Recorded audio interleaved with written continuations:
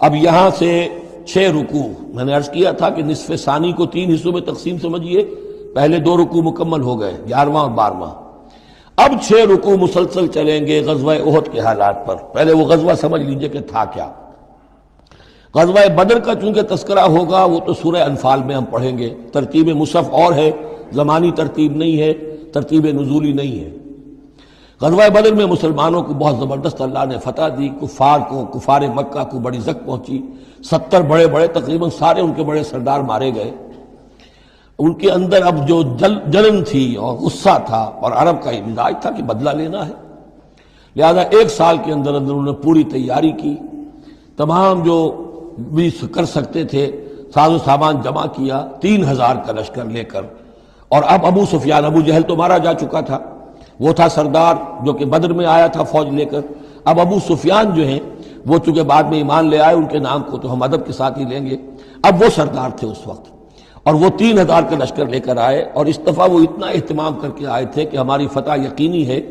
اپنے بچوں کو، خاص طور پہ خواتین کو بھی ساتھ لے کر آئے تاکہ ہمارے اندر غیرت رہے کہ ہماری عورتیں بھی ساتھ ہیں. اگر کہیں میدان سے ہمارے قدم اکھڑ گئے تو ہماری عورتیں جو ہے وہ قبضے میں چلی جائیں گی مسلمانوں کے. تو ہند جو تھی، اس کی بیوی، ابو سفیان کی بیوی ہند، وہ بھی ایمان لے آئی بعد میں.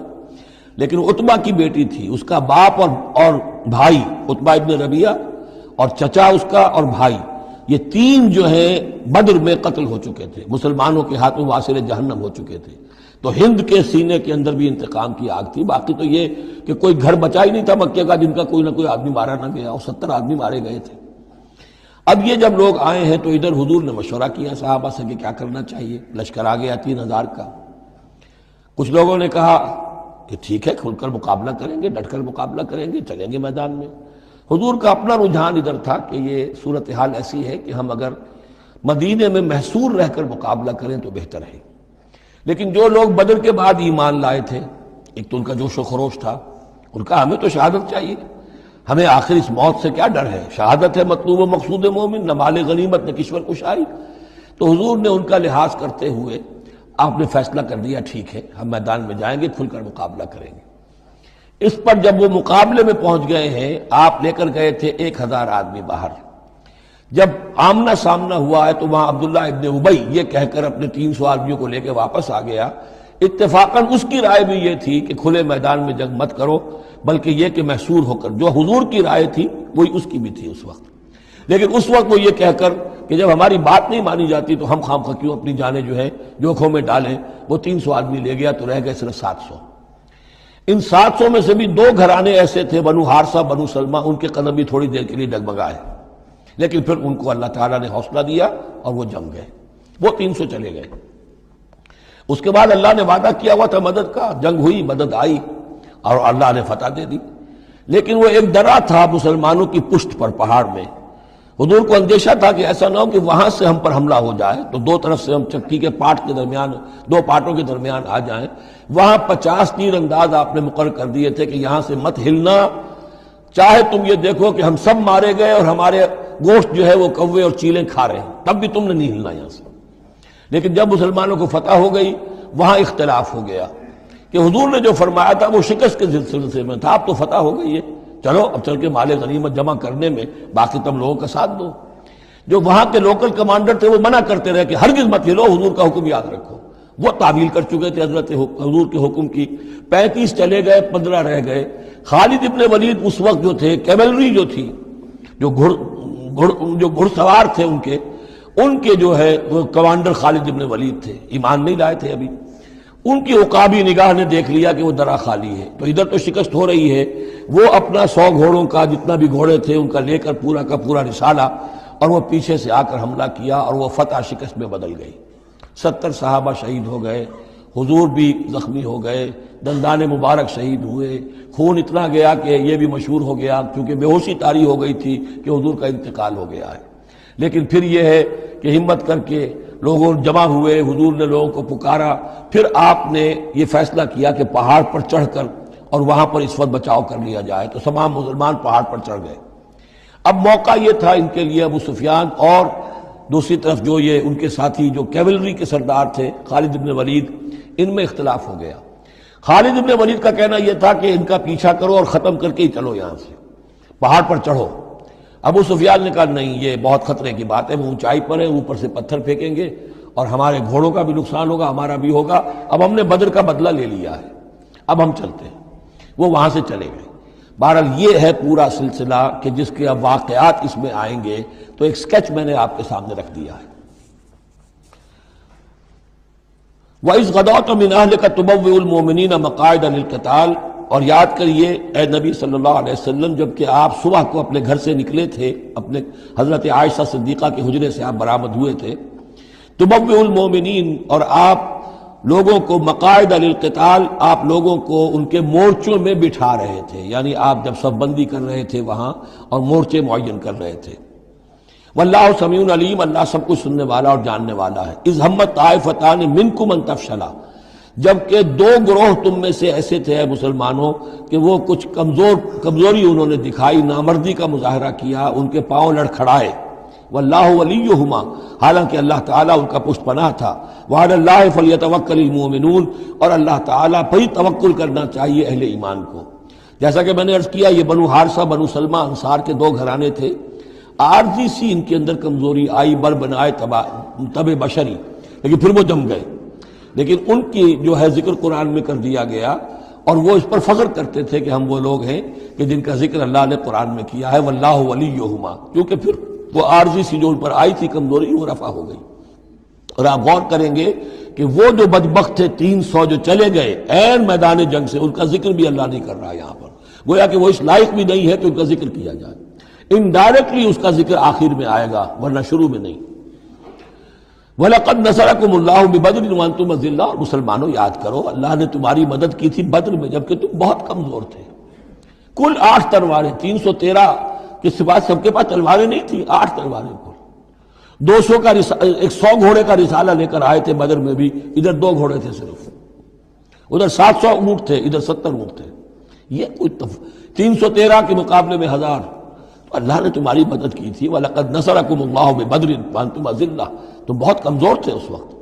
فَاتَّقُوا اللَّهَ لَعَلَّكُمْ تَشْكُرُونَ، تو اللہ کا تقوی اختیار کرو تاکہ تم اللہ کا صحیح معنی میں شکر ادا کر سکو۔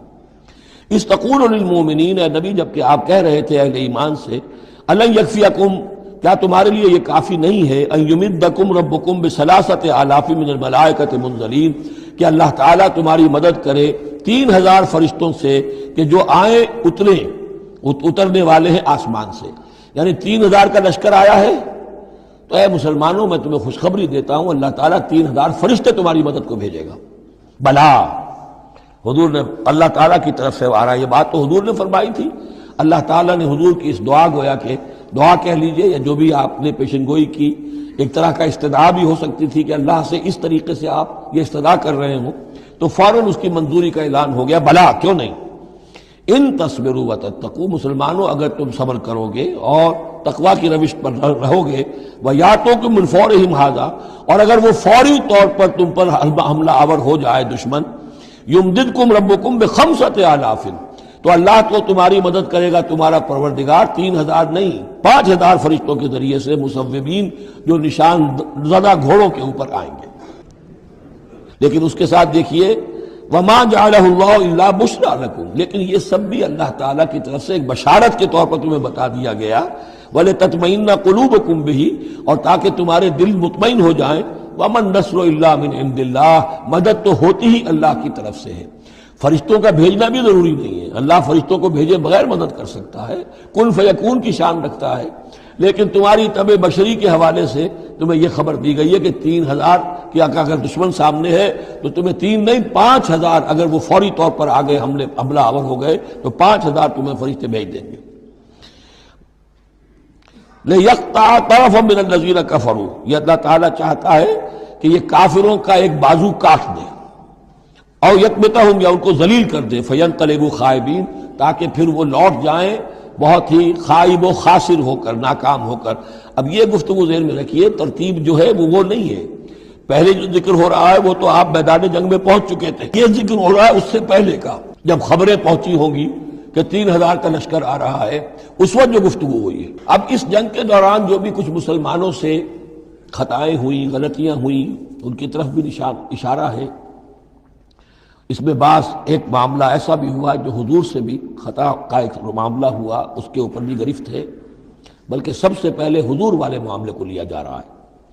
جب آپ زخمی ہو گئے شدید اور آپ پر بے ہوشی بھی طاری ہوئی، پھر جب ہوش میں آیا تو آپ کی زبان پر یہ الفاظ آ گئے، کیف یہدی اللہ قوما خضبوا وجہ نبیہم بالدم، اللہ اس قوم کو کیسے ہدایت دے گا جس نے اپنے نبی کے چہرے کو خون سے رنگ دیا، کیونکہ تلوار کا وار پڑا تھا آپ کی یہ چیک جو ہے، چیک بون پر، یہ جو ہڈی ہے چہرے کی، اور اس سے 2 آپ کے دانت بھی شہید ہو گئے تھے، اور یہ کہ فوارہ خون کا چھوٹا تھا، اور اس فوارے سے ظاہر بات ہے آپ کا پورا چہرہ لہو لہان، پورا جسم، اور خون اتنا گیا کہ آپ پر بے ہوشی طاری ہو گئی۔ کیف یہدی اللہ قوما، اللہ کیسے ہدایت دے گا اس قوم کو، خضبوا جنہوں نے رنگ دیا، وجہ نبیہم اپنے نبی کے چہرے کو بالدم خون سے، اس پر گرفت ہو رہی ہے۔ لیس لک من الامر شیء، اے نبی آپ کا کوئی اختیار نہیں ہے، آپ کا کام ہے دعوت دینا، تبلیغ کرنا، لوگوں کی ہدایت و ضلالت کا فیصلہ ہم کرتے ہیں، آپ نہیں کرتے۔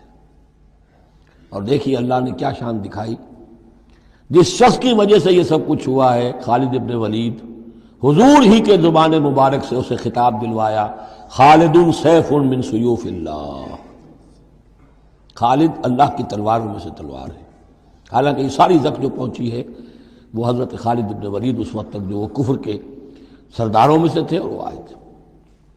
لیس لک من الامر شیء، اے نبی یہ اختیار آپ کا نہیں ہے، اور یتوب علیہ اور یعذبہ، اللہ کے اختیار میں، وہ چاہے گا تو ان کی توبہ کی توفیق دے دے گا، وہ ایمان لے آئیں گے، یا اللہ چاہے گا انہیں عذاب دے گا، فإنہم ظالمون، اس لیے کہ ظالم تو ہیں، انہوں نے گناہ تو کیا ہے، غلط کام کر رہے ہیں، سزا کے وہ حقدار ہو چکے ہیں، لیکن ہو سکتا ہے اللہ انہیں ہدایت دے دے۔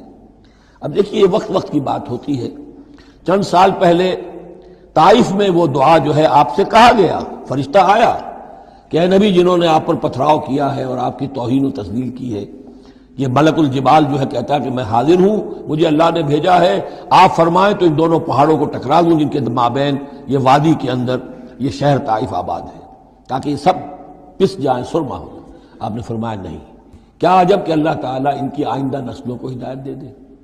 لیکن اب یہ مرحلہ کچھ ایسا تھا کہ زبان مبارک سے وہ جملہ نکل گیا۔